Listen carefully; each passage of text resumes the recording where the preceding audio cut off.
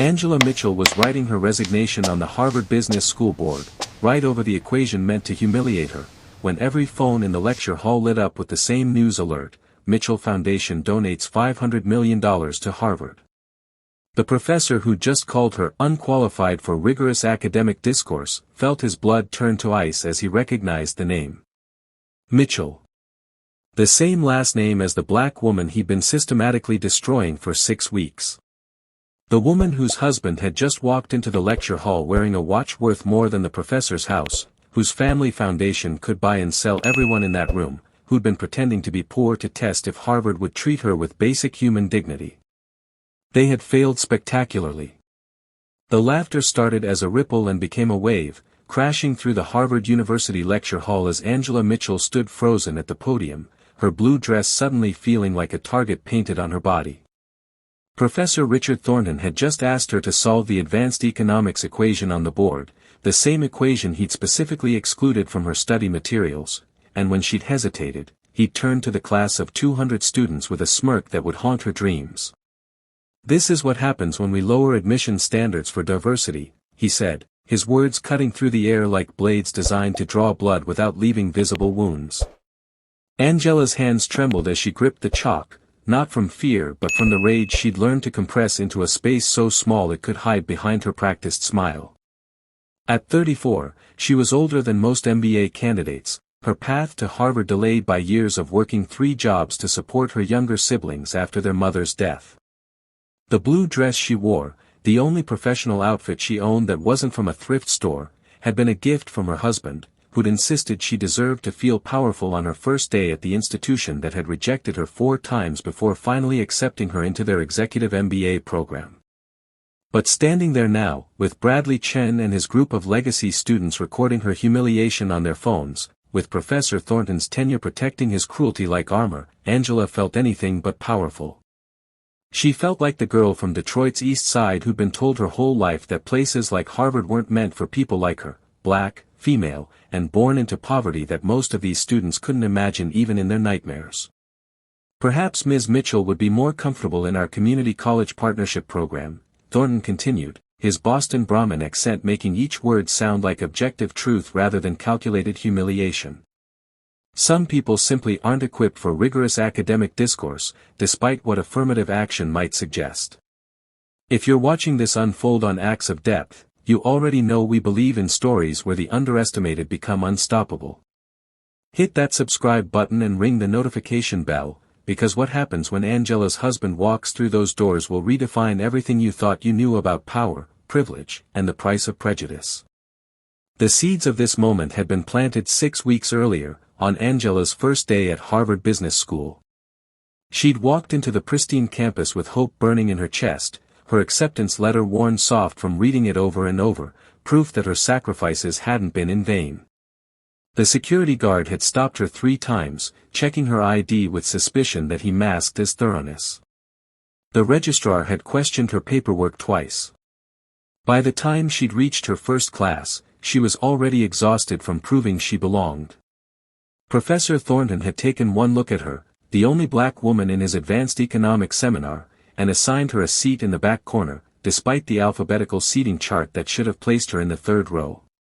When she'd politely pointed this out, he'd responded loud enough for everyone to hear, "I prefer to keep scholarship students where they can observe without disrupting the real discourse." The microaggressions had accumulated like compound interest after that. Study groups that mysteriously forgot to include her. Teaching assistants who questioned every citation in her papers while accepting Wikipedia references from legacy students. The time Bradley Chen had accidentally spilled coffee on her laptop 2 days before finals, destroying weeks of work while his friends laughed and filmed her trying to save her files. But Angela had endured it all with the determination of someone who'd survived worse. She'd grown up in a neighborhood where gunshots were alarm clocks and empty refrigerators were common as sunrise. She'd raised her 3 younger siblings while earning her undergraduate degree at night school, typing papers on a computer she'd bought for $50 at a pawn shop. Harvard's casual cruelty was painful, but it wasn't fatal. Or so she'd told herself. The equation on the board blurred through tears she refused to let fall. It was a derivative pricing model, something from the advanced coursework that Thornton had explicitly told her she wasn't ready for when she'd asked for additional materials. Now he was using it to prove his point, to validate every whispered doubt about whether she deserved to be here. "I haven't been taught this material," Angela said, her voice steady despite the tsunami of emotion threatening to drown her. "Successful business leaders adapt to incomplete information," Thornton replied smoothly. "But perhaps that's another skill set you lack. Class, can anyone help Ms. Mitchell understand basic financial modeling?" Hands shot up across the room, not to help but to perform, to show their superiority over the diversity admit who dared occupy space in their hallowed halls. Bradley Chen stood without being called on, his designer suit catching the afternoon light streaming through the tall windows. "Professor, I could solve it in about 30 seconds, he said, his father's Hong Kong British accent mixing with entitled American vowels. "But then again, my family's been running hedge funds for 3 generations. We're not really starting from scratch, are we?" The laughter that followed felt choreographed, as if they'd all been waiting for permission to release the contempt they'd been holding. Angela stood at the board, chalk still in hand, and made a decision that would change everything. She began to write, not the equation solution but something else entirely, her resignation from the program. Angela's hand moved across the board with deliberate strokes, each letter of her resignation statement a small act of revolution against the suffocating weight of institutional prejudice. But before she could finish writing, "I refuse to be your entertainment," the lecture hall doors opened with such force that they slammed against the walls, sending an echo through the space that silenced even Professor Thornton's smug commentary. Every head turned toward the entrance, where a figure stood backlit by the hallway's fluorescent lights. The man who entered moved with the kind of authority that didn't need announcement, his navy blue suit tailored to perfection, his presence immediately shifting the room's energy from predatory amusement to uncertain attention. He was 50 years old, with silver threading through close-cropped hair and shoulders that carried invisible weight with practiced ease. Angela's hand froze mid-letter, the chalk trembling between her fingers. "Marcus," she whispered, her voice barely audible. "What are you doing here?" Marcus Mitchell walked down the lecture hall's stairs with measured steps, his eyes never leaving his wife's face. But the 200 students watching didn't know he was her husband, they saw only a distinguished black man in a suit that cost more than most of their cars, moving through their space as if he owned it. Which, as they would soon discover, wasn't far from the truth. "I came to take you to lunch," Marcus said, his deep voice carrying perfectly through the amphitheater's acoustics. "But I see Professor Thornton is conducting an extra lesson. On discrimination, perhaps?" Thornton straightened, his academic arrogance bristling at the interruption. "Excuse me, this is a closed seminar. You can't just walk in here." "Actually, I can," Marcus interrupted, pulling out his phone and projecting something onto the lecture hall's smart screen with a simple gesture. The Harvard Business School homepage appeared, but with an addition that made several students gasp, a news banner announcing the university's largest donation in history, $500 million from the Mitchell Foundation for Inclusive Excellence. The room fell silent as the implications rippled through the crowd. The Mitchell Foundation. The same name as the woman they'd been tormenting for 6 weeks. The woman whose husband had just walked in wearing a watch worth more than most people's houses. Angela watched the recognition dawn on faces that had sneered at her poverty, her background, her very existence in their sacred space. But she felt no satisfaction, only a deep exhaustion from carrying this secret, from trying to earn respect on merit alone when the system was designed to deny it to people who looked like her. "You see," Marcus continued, his voice conversational but carrying an edge that could cut glass, "my wife insisted on enrolling under her maiden name. She wanted to be evaluated on her abilities, not our wealth. She wanted to prove that she belonged here through merit alone." He looked directly at Thornton. "But apparently, Professor, you've been running a different kind of evaluation. One based on skin color and assumptions rather than academic performance." Thornton's face had gone from red to white, his mouth opening and closing like a fish gasping for air. "Mr. Mitchell, I had no idea." "Of course you didn't," Marcus said. "Because you never bothered to know her beyond your prejudices." Did you know she graduated summa cum laude from her undergraduate program while raising 3 siblings? Did you know she built a non-profit that's provided educational resources to over 10,000 underprivileged students? Did you know she speaks 4 languages and has published papers on economic inequality that are cited in UN reports? Each achievement landed like a physical blow on the students who dismissed Angela as an affirmative action charity case. Bradley Chen had actually dropped into his seat, his phone falling from nerveless fingers as he realized the magnitude of his miscalculation. But here's what's most interesting, Marcus continued, now standing beside his wife at the podium. Angela scored in the 99th percentile on her GMAT. Her application essay was so impressive that the admissions committee wanted to feature it in their promotional materials. She was accepted on merit, not diversity quotas. The only person in this room who doesn't deserve to be here is the professor who spent 6 weeks violating federal anti-discrimination laws. Angela found her voice then, strengthened by her husband's presence but not dependent on it. Marcus, you didn't have to. Yes, I did, he said softly, but the microphone caught his words. You wanted to do this alone, to prove you could. And you have. Your grades are perfect despite the obstacles they've thrown at you. But there's a difference between strength and martyrdom, Angela. You don't have to suffer their ignorance to prove your worth. Professor Thornton attempted to salvage his authority. Mr. Mitchell, I think there's been a misunderstanding. I've always maintained the highest standards. Your standards include deliberately excluding Ms. Mitchell from study materials.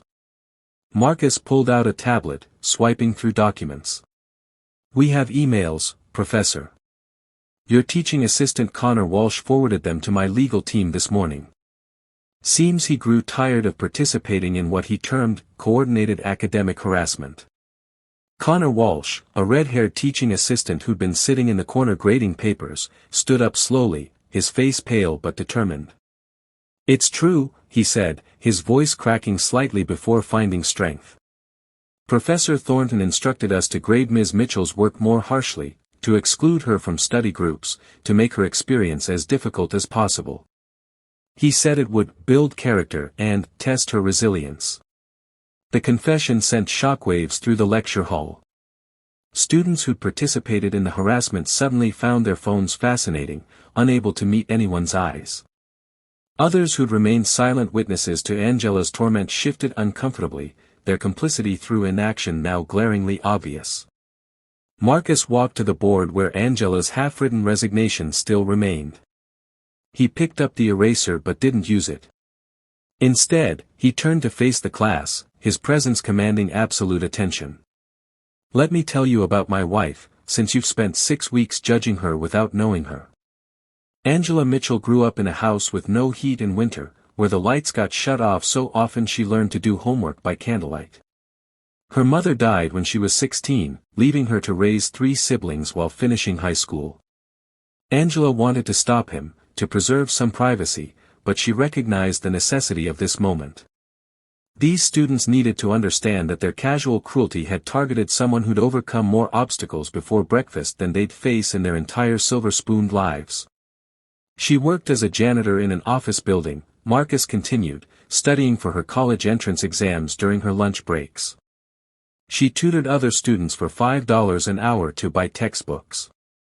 She wore the same pair of shoes for 3 years, duct taping them when they fell apart, because her siblings needed school supplies more than she needed dignity. Bradley Chen had started recording again, but this time his face showed something different, shame mixed with dawning respect. Several of his usual accomplices had tears running down their faces, the weight of their behavior finally crushing through their entitled bubbles.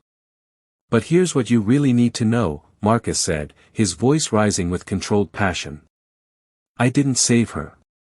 I'm not her rescuer or her meal ticket. Angela was already extraordinary when we met. I was just the man smart enough to recognize it. My money didn't make her worthy of respect, it just made you notice what was already there. He pulled up another image on the smart screen, Angela at 22, tutoring a group of kids in a community center that looked like it might collapse at any moment. Her blue dress in the photo was faded and patched, But her smile was radiant as she helped a young boy understand fractions.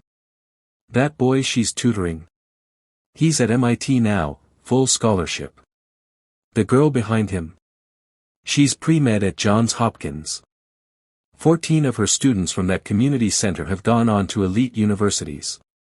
Not because of my money, this was before we met, but because Angela Mitchell believed in them when no one else would. She saw potential where others saw poverty.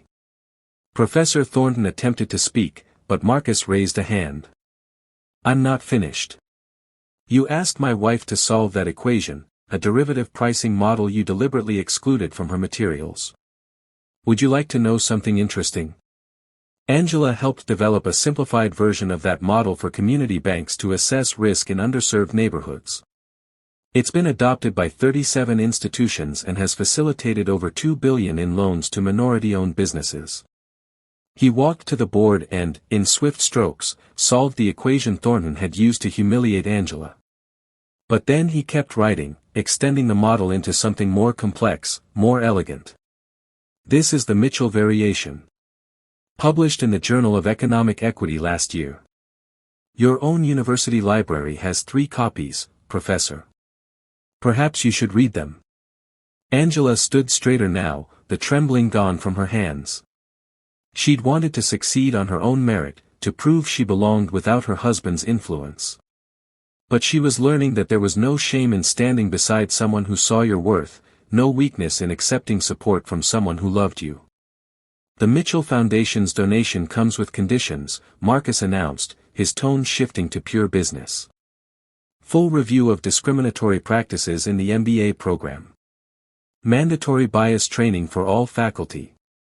And Professor Thornton's immediate suspension pending investigation for violations of Title VI of the Civil Rights Act. The security chief of Harvard Business School entered the lecture hall, followed by the dean and several members of the board of directors. They'd been watching the entire scene unfold via emergency live stream, called in by Connor Walsh, who'd finally found the courage to expose what he'd witnessed. Dean Patricia Hawkins, a tall woman with steel gray hair and eyes that missed nothing, walked directly to Angela. Ms. Mitchell, on behalf of Harvard Business School, I offer our deepest apologies. What you've endured is antithetical to everything this institution claims to represent. Professor Thornton, please gather your materials and come with security. The moment Professor Thornton was escorted out, something shifted in the lecture hall's atmosphere. The oppressive weight that had suffocated Angela for 6 weeks lifted, but what replaced it wasn't relief, it was reckoning. 200 students sat in uncomfortable silence, forced to confront their participation in or tolerance of systematic cruelty. Bradley Chen stood up, his designer confidence shattered. Ms. Mitchell, he began, his voice stripped of its usual arrogance, I need to say something. He paused, swallowing hard. My grandmother came to America from China with nothing. She cleaned houses for 30 years so my father could go to school. I've seen her hands, destroyed by chemicals, bent from labor. She did that so I could sit in this room. His voice broke. And I used that privilege to torment someone doing exactly what she did, fighting for a better future. I'm deeply ashamed. One by one, other students began standing, not to leave but to confess, to apologize, to reckon with their behavior. Sarah Winters, whose family owned half of Boston's downtown, admitted she'd excluded Angela from study groups because she'd been afraid of being associated with the diversity admit. James Patterson IV confessed he'd laughed at the coffee incident because maintaining his social standing seemed more important than basic human decency. Angela listened to each confession with the same grace she'd shown throughout her torment, but Marcus watched his wife with concern.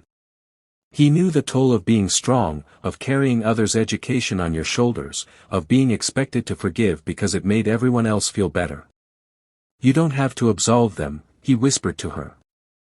I know, Angela replied. But they need to say it. They need to hear themselves. Dean Hawkins had been taking notes throughout the confessions.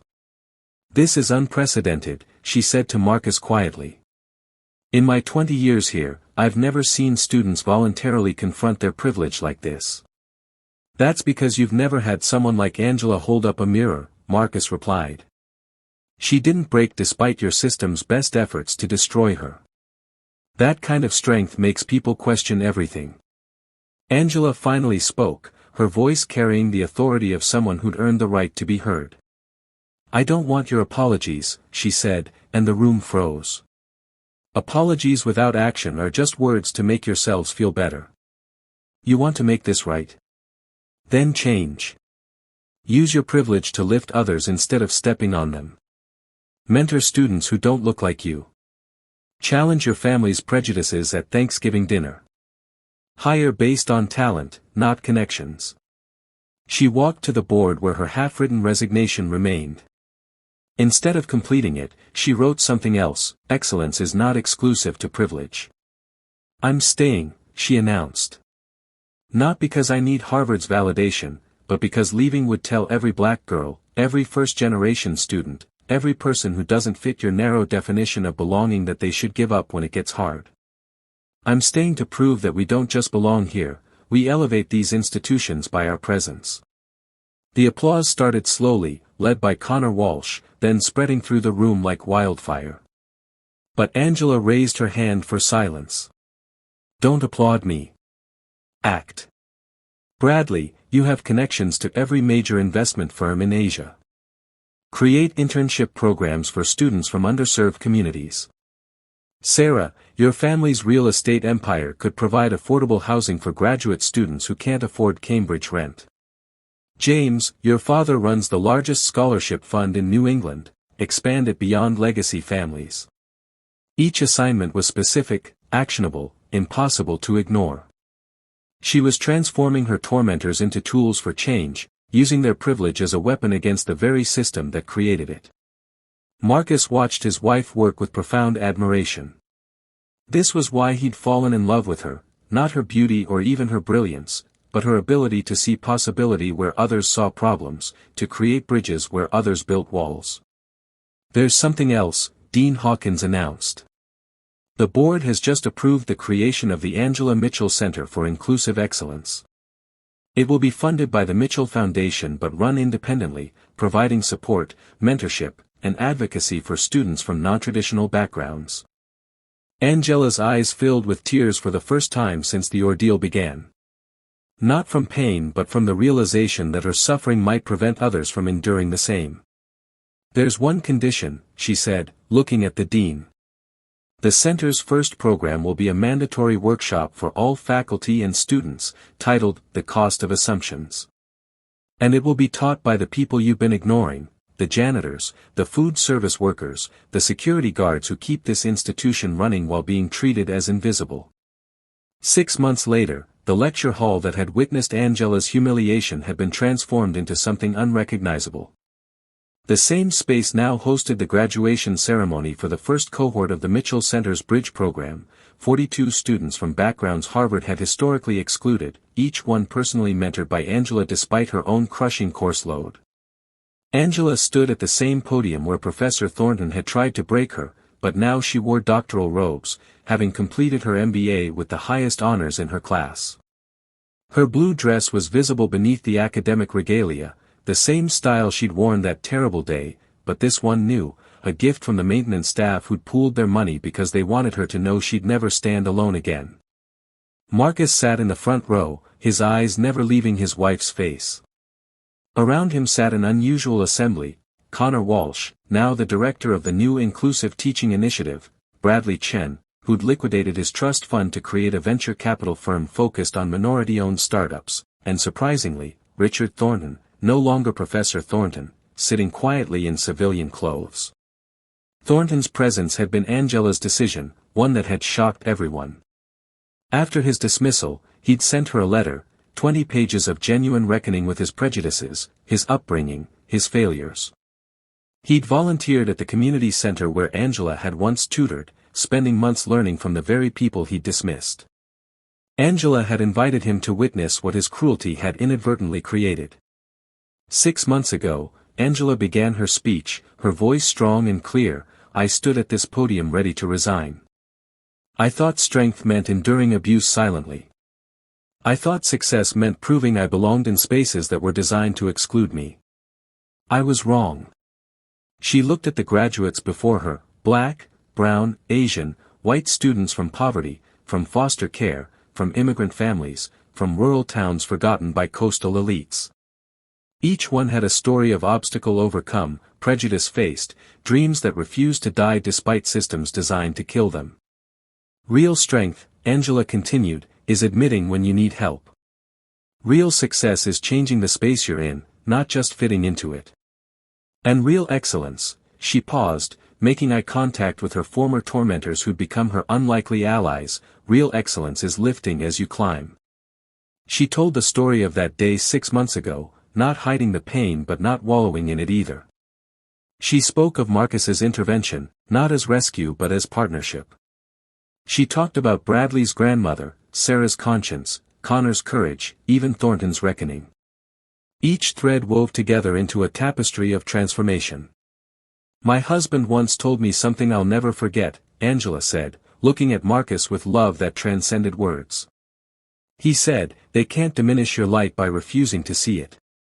They're just choosing to stay in darkness. But here's what I learned, sometimes you have to shine so bright that even the willfully blind are forced to see. The Mitchell Center had already changed Harvard's culture in measurable ways. Applications from underrepresented communities had increased by 300%. Retention rates for first-generation students had doubled. The infamous Harvard atmosphere of cutthroat competition had begun shifting toward collaborative excellence. But we're not done, Angela announced. Today, the Mitchell Foundation is announcing a $100 million expansion of the program to 20 universities across the country. Because what happened to me isn't unique to Harvard. It's happening in boardrooms, courtrooms, newsrooms, and classrooms everywhere. And it ends with us. Marcus stood then, joining his wife at the podium. Together, they represented something powerful, not just black excellence or wealthy philanthropy, but the intersection of struggle and success, of individual achievement and collective advancement. When I walked into this lecture hall 6 months ago, Marcus said, I was angry. I wanted to destroy everyone who'd hurt my wife. But Angela taught me something. Destruction is easy. Transformation is hard. Revenge feels good. Revolution changes the world.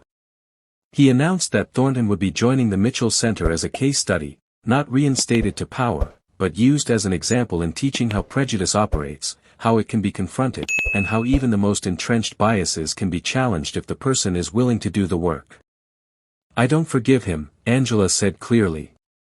Forgiveness is not required for progress. But I can use his journey to teach others. Every reformed oppressor is evidence that the system can change. As the ceremony concluded, the graduates threw their caps in the air, thrift store purchases and borrowed items mixing with designer labels, all equally valuable in that moment of shared triumph. The photographer from the Harvard Gazette captured the scene, Angela and Marcus at the center, surrounded by students whose lives they'd changed, with former tormentors turned allies in the background, all united in a moment that proved transformation was possible. Later, as Angela and Marcus walked through Harvard Yard, the same security guard who'd stopped her 6 weeks into her first semester nodded respectfully. The registrar who'd questioned her paperwork now knew her name. The spaces that had felt hostile now felt like territory conquered through persistence rather than permission. Do you regret keeping your maiden name? Marcus asked. Things might have been easier if they'd known who you were from the start. Angela considered this, thinking of all the pain she might have avoided, all the respect she might have commanded with his name attached to hers. Then she thought of the 42 graduates who just walked across the stage, each one inspired by her struggle, each one proof that the hardest paths often lead to the most important destinations. No, she said firmly. I needed to know I could survive without the shield of your success. They needed to see that someone like them, without connections, without generational wealth, without the right last name, could not just survive but thrive. Your name would have protected me. My struggle protected all of them. As they reached their car, Angela turned back to look at Harvard Business School one last time. The building that had once felt like a fortress designed to keep her out now felt like conquered territory. Not because she destroyed it, but because she transformed it into something better, a place where the next Angela Mitchell wouldn't have to fight so hard to belong. You know what the irony is? Angela said to Marcus as they drove away. Thornton thought he was testing my worthiness to be here. But in reality, I was testing Harvard's worthiness to have me. And for a while, it failed. But institutions, like people, can learn. They can grow. They can become better than their histories. The last image in the Harvard Gazette story about that day would show Angela and Marcus from behind, walking hand in hand through the gates of Harvard, not as conqueror and conquered, but as partners in revolution. The headline would read, "When Excellence Meets Prejudice, How One Woman's Resilience Transformed an Institution." But Angela had already written her own headline, whispered to Marcus in the quiet of their car, "How Love and Courage Moved Mountains, One Prejudice at a Time." The story would be told in orientation sessions for years to come, a cautionary tale for those who would discriminate and an inspiration for those who would overcome. But for Angela and Marcus Mitchell, it was simply Tuesday, another day in their ongoing mission to prove that excellence comes in all colors, from all backgrounds, and that the only thing more powerful than privilege is the determination to dismantle it. The Mitchell Center would go on to produce 3 Supreme Court clerks, 12 Fortune 500 CEOs, and countless leaders who would remember Angela's words, "They can refuse to see your light, but they can't stop you from shining." And in lecture halls across America, professors would think twice before assuming who belonged and who didn't, knowing that the next student they tried to break might just be the one who would rebuild everything better.